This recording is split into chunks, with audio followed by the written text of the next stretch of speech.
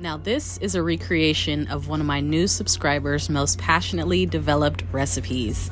He was kind enough to share it with me, so I'd like to share it with you all.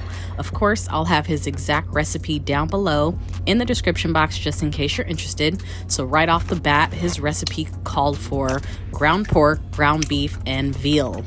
I used ground elk and I used ground pork breakfast sausage. Now the ground elk is a little leaner, less fatty version of ground beef, while the pork sausage turned out to be a complete mistake, you guys. The sage in the meat was just way too overpowering for my liking.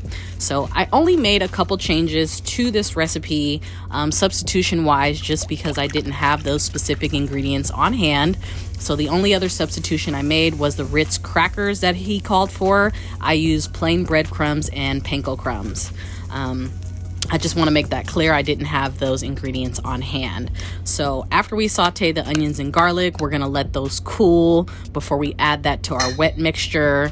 And then we're going in with our dry mixture and we're going to fold everything together. So make a note that I am following the exact steps on his recipe.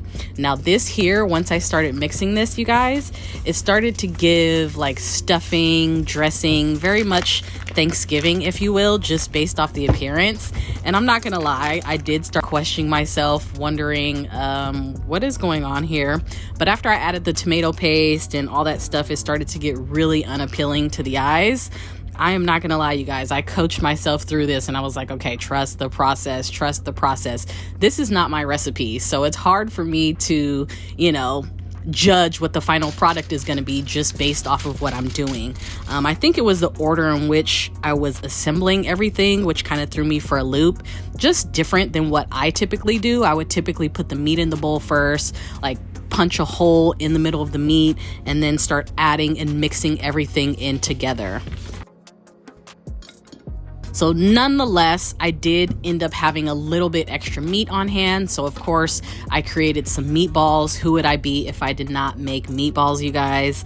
The end result of the actual meatloaf came out really, really good. I must say, even though I don't have a meatloaf video on my channel, I found comfort in making this dish, you guys. I think it's definitely another nostalgic dish for me because it reminds me of my childhood. My mom used to make this all the time, my mom and my grandma, and they'd pair it with mashed potatoes and canned corn or canned string beans or whatnot. If you're like me and you love reminiscing on foods from your childhood, make sure you hit that subscribe button.